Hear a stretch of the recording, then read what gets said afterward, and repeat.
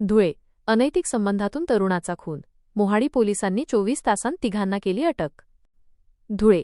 धुळे तालुक्यातील दिवाणमळा शिवारात एका तरुणाची हत्या करून पुरावा नष्ट करण्याच्या उद्देशाने मृतदेह विहिरीत फेकून देणाऱ्या 3 आरोपींना मोहाडी नगर पोलिसांनी अवघ्या 24 तासांत अटक केली आहे. अनैतिक संबंधाच्या रागातून ही हत्या करण्यात आल्याचे तपासात निष्पन्न झाले आहे. दिनांक 27 मार्च 2026 रोजी अवधान MIDC परिसरातील इंडो अमाइन्स कंपनीजवळ असलेल्या एका पक्क्या विहिरीत 35 वर्षीय तरुणाचा मृतदेह तरंगताना आढळून आला होता. पोलीस पाटील मिथुन गोविंद नागापुरे यांनी दिलेल्या माहितीवरून मोहाडी नगर पोलीस ठाण्यात सुरुवातीला अकस्मात मृत्यूची नोंद करण्यात आली होती. मात्र धुळे सिव्हिल हॉस्पिटलमध्ये झालेल्या शवविच्छेदनात मृतदेहाच्या डोक्यावर गंभीर जखमा असल्याचे समोर आले. मृताच्या छातीवर रवी आणि हातावर राधा असे गोंदलेले असल्याने पोलिसांनी शोध घेतला असता मृत इसम हा दिवाणमळा येथील रहिवासी रवी यशवंत मालसे असल्याचे स्पष्ट झाले.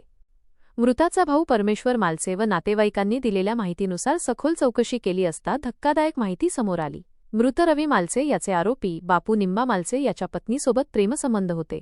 याच रागातून बापू मालसे याने रवीचा काटा काढण्याचे ठरवले.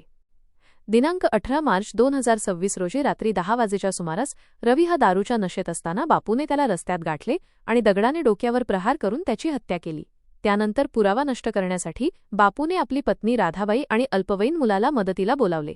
या तिघांनी मिळून मृताचा देह सायकलवर टाकून MIDC परिसरातील विहिरीत फेकून दिला. या प्रकरणी मोहाडी नगर पोलिसांनी भारतीय न्याय संहिता कलम 103(1) आणि 238(अ) अन्वये गुन्हा दाखल केला आहे. पोलीस निरीक्षक शिल्पा गोपीचंद पाटील यांच्या मार्गदर्शनाखाली शोध पथकाने मुख्य आरोपी बापू निंबा मालसे याला ताब्यात घेतले असता त्याने गुन्ह्याची कबुली दिली. त्यानंतर त्याची पत्नी राधाबाई मालसे आणि विधी संघर्षग्रस्त बालकालाही ताब्यात घेण्यात आले आहे.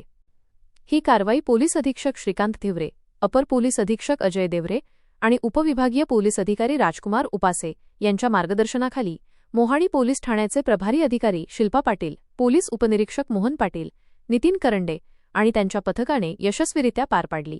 या प्रकरणाचा अधिक तपास पोलीस निरीक्षक शिल्पा पाटील करत आहेत.